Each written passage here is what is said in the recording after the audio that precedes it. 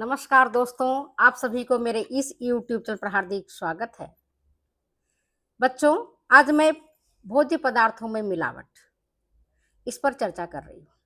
Important है आपके examination point of view से। जो बच्चे नेट की परीक्षा दे रहे हैं, स्लेट की दे रहे हैं, लैब असिस्टेंट की दे रहे हैं, उनके लिए तो बेहद महत्वपूर्ण है। जिनके सिलेबस में खाद्य पदार्थ है, खाद्य पदार्थों में मिलावट,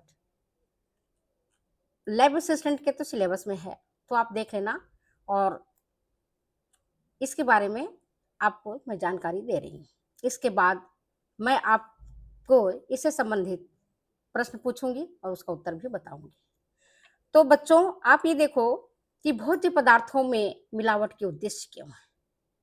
क्या उद्देश्य है? क्या ऑब्जेक्टिव है? क्यों लोग भोज्य पदार्थों में मिलावट कर देते हैं? वर्तमान समय में कोई सा भी ऐसा खाद्य पदार्थ शायद ही है जिसमें मिलावट ना किया गया हो। मावा हो, दूध हो, घी हो, दही हो, मिठाई हो, तेल हो, अनाज हो, दाल हो, जितने भी खाने के सामग्री है जिसको हम खाने में यूज में लेते हैं, आप देखो उनमें किसी न किसी तरह की मिलावट की गई होती है। मिलावट भी दो तरह का होता है। एक होता है जानबूझ के करना और दूसरा होता है अनायास हो जाना, अजानता, गलती से। जैसे किसान खेत में काम कर रहा है, बाजरा बो रहा है, बोने के बाद उसने बाजरा खेत में तैयार हो गया, उसको काटा, जीरा काटा, सौंफ काटा, जो भी फसल काटा, अगर उसमें कंकड़ पत्थर खेत से ही मिलके आ गए हैं तो उसको हम कहेंगे अजानता, अनायास, प्राकृतिक मिल जाता है, ऑटोमेटिक मिल जाता है। जीरे में छोटे छोटे कंकड़ आ जाना, बालू आ जाना, तो वो जानबूझ के नहीं किया गया है। लेकिन जो मिलावट जानबूझ के किया जाता है, अधिक लाभ कमाने की दृष्टि से किया जाता है, अधिक पैसा कमाने की दृष्टि से किया जाता है, तो वैसा जो मिलावट है वह मिलावट नुकसानदेह होता है और उपभोक्ता जानबूझ करके उस तरह का मिलावट करता है। क्यों? अधिक से अधिक फायदा हो। और आपको बता दूं, 1993 से पहले, मुझे ध्यान एग्जैक्ट सन याद नहीं है, वहां पर दिल्ली में सरसों के तेल में आर्जिमोन सीड्स का मिलावट कर दिया गया था, आर्जिमोन सीड के तेल का। और उसके मिलावट के कारण जो बेचारे बंधुआ मजदूर थे, जो रोज मजदूरी करते थे, 100 ग्राम, 50 ग्राम, 250 ग्राम तेल ले जाते थे, खाना पकाते थे और खाते थे सरसों का तेल, उनके स्वास्थ्य पर बहुत ज्यादा बुरा असर हुआ। कई लोगों की किडनी फेल हो गई, कई लोगों का लीवर खराब हो गया, कितने लोग का हार्ट डिजीज हो गए, कितने लोग पैरालिसिस के शिकार हो गए, कितने लोग अपंग हो गए, कितने की डेथ हो गई। तो ये जो इस तरह का मिलावट है वो जानबूझ करके किया गया मिलावट है, अधिक पैसा कमाने की दृष्टि से किया गया है। अब जैसे मान लो कि काली मिर्च है, और काली मिर्च में हम मिला देते हैं क्या? पपीते का बीज, एकदम मिलता जुलता। काली मिर्च भी वैसे ही काला और पपीते का बीज भी उसी तरह का काला, उसी तरह की थोड़ी थोड़ी रीजेज। काली मिर्च कहाँ 1200 रुपए किलो और पपीते के बीज कहाँ 50 रुपए किलो, 200 रुपए किलो। तो आप ये देखो कि पपीते की बीज हर जगह अवेलेबल हो जाता है।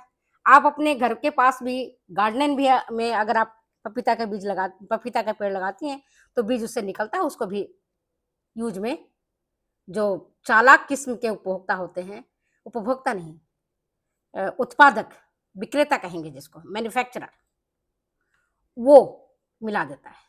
आपको क्या पता, आप तो काली मिर्च खरीदने गए, पैसे लगाए, और जब उसमें मिलावट है, मान लो कि 50 किलो काली मिर्च है, उसमें अगर 5 किलो ही पपीते का बीज मिला दिया गया तो कितना नुकसान हुआ? उपभोक्ता को तो फायदा हुआ, हुआ कि नहीं? कहोगे नहीं हुआ, गलत मत बोल देना। उपभोक्ता को फायदा नहीं हुआ, विक्रेता को फायदा हुआ, निर्माता को फायदा हुआ, व्यापारी को फायदा हुआ। उपभोक्ता तो बेचारा मारा गया। वो पैसा दे रहा है काली मिर्च का, है पैसा किसका दे रहा है? काली मिर्च का। और खरीद क्या रहा है? पपीता का बीज। और विक्रेता इतना चालाक होता है, मैन्युफैक्चरर इतना चालाक होता है कि वो मतलब कि हताश कर देता है उपभोक्ता को। जैसे आप कहोगे भैया से मिलावट है, आप देख लो, इसमें तो दूसरा नहीं नहीं मेरे पास सामान नहीं है, आप जाइए, मैं नहीं दूंगा आपको। इवन सब्जी मंडी जाओ और उसमें क्या करेगा कि जो टमाटर है, उस टमाटर मान लो खरीदने गए, प्याज टमाटर खरीदने गए, आलू खरीदने गए, उसमें भी उन लोगों ने हरे वाले आलू मिला देते हैं, सड़े गले आलू मिला देते हैं। अगर आप छांटना चाहोगे तो कहेगा नहीं नहीं हमारे ठेले से मत लीजिए, आप तो चले जाइए। इतना हैरास कर देता है, इतना निराश कर देता है। कई बार मैं भी इससे सफर होती हूँ, ऐसा नहीं कि मैं सफर नहीं होती हूँ।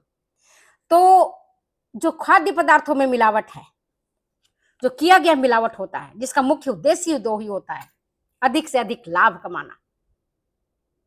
अधिक से अधिक निर्माता हो चाहे कोई दूसरे हो, अधिक से अधिक लाभ कमाते हैं और लाभ कमाने के उद्देश्य से भोज्य पदार्थों में मिलावट करते हैं। और इसी को ध्यान में रखते हुए फूड एडल्टरेशन एक्ट, खाद्य पदार्थ निषेध अधिनियम 1954 में बना। और कलकत्ता वो पहला शहर था जहां पर भोजन की जांच की जाती थी। फूड लेबोरेटरी बना कलकत्ता में,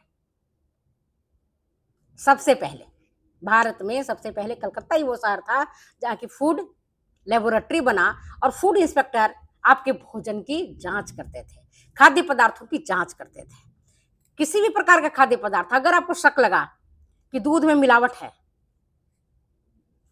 खोया में मिलावट है, अभी देखो दीपावली के आसपास में हर दुकान में घी, हर दुकान में मावा, हर दुकान में मावे की मिठाइयां मिल जाती, हर जगह अवेलेबल हो, क्या गांव क्या शहर।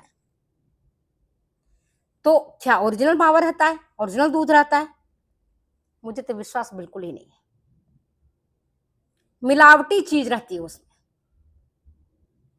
कई रासायनिक पदार्थों को मिला करके, कहीं और कई सारे घटिया किस्म के वस्तुओं को मिला करके मावा बना दिया जाता है। और हम जाते ही हैं, तीज त्योहार है, अवसर है, खरीदते ही हैं, बनाते भी हैं और खाते भी हैं और अपने स्वास्थ्य के साथ खिलवाड़ करते हैं। ये हमारी और आपकी व्यथा नहीं है, ये पूरे देश की व्यथा है। इसीलिए कानून बना, अधिनियम बना, खाद्य पदार्थ निषेध अधिनियम 1954, और ये लागू हो गया 1 जून 1955 से। और इसके बाद कई सारे इसमें संशोधन हुए। 1968 में संशोधन हुआ और फिर 1973 में भी संशोधन हुआ। संशोधन करने का मुख्य उद्देश्य यही है कि उपभोक्ता के स्वास्थ्य को कोई हानि नहीं पहुंचे। अगर मान लो कपड़े में कोई मिलावट है, उतना नुकसान नहीं होगा। आपने कंकड़ पत्थर मकान बना रहे हो, पत्थर में अगर कोई मिलावट है, मार्बल के कोई चिप्स है उसमें अगर मिलावट है, वो उतना नुकसानदायी नहीं है। अगर आप छत ढाल रहे हो, उसमें अगर कोई लोहे में मिलावट है तो कोई ज्यादा नुकसान नहीं है। लेकिन जिसको हम कंज्यूम करते हैं, जिसको हम खाते हैं, अगर उसमें मिलावट है तो सोच लो कि वो ज्यादा ही नुकसानदेह है, वो ज्यादा नुकसानदेह है। तो हमें उस तरह का मिलावट वाली चीजों को पहले तो स्वयं अपने स्तर पर परखना चाहिए। और जहां से अच्छा भोजन मिलता हो, खाद्य पदार्थ मिलता हो, डिब्बा बंद मिलता हो, उसको आप पहले घर में लीजिए। खुले में तो उनको मनमाना व्यवहार करते हैं और मिला भी देते हैं। तो खुले में आप ध्यान रखें कि खुले वाली चीजें, खुली पैकेट वाली चीजें आप नहीं लें। जैसे बेसन है, सूजी है, आटा है, मिर्च पाउडर है, हल्दी पाउडर है, अगर आप पैकेट वाले लेते हैं तो कुछ न कुछ उसकी जिम्मेदारी होती है विक्रेता की। उसमें सारा डिटेल्स रहता है कि कब उसका मैन्युफैक्चर हुआ, इसमें क्या क्या चीजें हैं, इससे हमें क्या मिल रहा है, उसमें बहुत सारी चीजें उसमें रहता है, डिटेल लिखा हुआ रहता है। तो आप पढ़ करके समझ सकते हैं। लेकिन अगर आप खुली चीजें लेने जाती हैं बाजार में, मैदा खुला ले लिया, सूजी खुला ले लिया, तो सूजी में कई बार देखो छोटे छोटे कीड़े मिलते हैं, मैदा में छोटे छोटे कीड़े होते हैं, अरहर के दाल में छोटे छोटे, आप देखो खेसारी के दाल भी मिले हुए रहते हैं, कलर एक जैसा होता है, मिलाने में उनको आसानी रहती है। तो कभी भी आप मार्केट जाएं तो इतना ध्यान रखें कि हमें किस तरह की सामग्री लेनी है और कैसे लेनी है। तो अगले वीडियो में मैं आपको इससे संबंधित प्रश्न पूछूंगी। इस वीडियो में मैंने आपको खाद्य पदार्थ से संबंधित कई सारी चीजों को बताया है। ठीक है, कई सारी चीजों मिला दिया जाता है, जैसे कि आज हल्दी में मेटानिल एलो मिला देते हैं, आपका लाल मिर्च का पाउडर है उसमें ईंट का चूरा मिला देते हैं। और आपको क्या बताऊं, धनिया का जो पाउडर होता है मत खरीदना आप, हम भी नहीं खरीदते हैं। धनिया का बीज लेते हैं, उसको अच्छे से चून बीन करके और मैं मिक्सी में ही अपने काम भर पीस लेती हूँ। आप भी ऐसा ही करो। उसमें क्या करते हैं, घोड़े की लीद, गधे की लीद, उनकी लेट्रिन, गोबर कहते हैं, लीद कहते हैं, उसको मिला देते हैं, उसको हम फिर खाते हैं। बताओ कितना खराब चीज है। तो ऐसी चीजों को हमको अवॉइड करना चाहिए। कोशिश करें कि हम धनिया का जो पाउडर है उसको ना खरीदो, और अगर खरीदना है तो विश्वसनीय दुकान से पैकेट और सील बंद लो, खुला तो लेना ही मत कभी। तो ऐसी चीजों को इतनी चतुराई से, इतना चालाकी से विक्रेता या निर्माता खाद्य पदार्थों में मिलावट कर देता है कि आपको एहसास ही नहीं होता और आप शिकार हो जाते हैं उसके, ले लेते हैं। चलिए, तो फिर मैं आपको अपनी वीडियो के ही विराम देती हूँ। और वीडियो अच्छी लगती है तो प्लीज़ शेयर करें, कमेंट करें, सब्सक्राइब करें। फिर मिलते हैं। हाँ, एक बच्ची ने लिखा है मुझे कि मैडम मैं बीए होम साइंस किया है, होम साइंस में मैंने बीए किया, बीए मतलब बैचलर इन आर्ट्स, और क्या मैं एमएससी कर सकती हूँ? नहीं बच्चे, नहीं कर सकते। एमएससी मास्टर इन साइंस होता है, वो वही बच्चा कर सकता है जिसने बीएससी किया हुआ हो होम साइंस में, वही एमएससी होम साइंस कर सकता है। क्योंकि आपको पता है होम साइंस की 5 ब्रांचेज हैं। तो बीएससी में उन 5 ब्रांचेज के बारे में डिटेल्स में पढ़ाया जाता है इन कंपैरिजन टू अगर बीए में पढ़ते हो तो वो सारी चीजें उतनी डिटेल्स में नहीं पढ़ाई जाती हैं जितने की बीएससी होम साइंस में। तो डिग्री अलग है, BSc home science, MSc home science, BA home science, MA home science. ठीक है, तो आपके प्रश्नों का मेरे ख्याल से जवाब मिल गया, आप संतुष्ट हो गए होंगे। तो मैं अपनी वीडियो को यहीं विराम देती हूँ, फिर मिलती हूँ अगली वीडियो में अगली बातों के साथ। Okay, bye.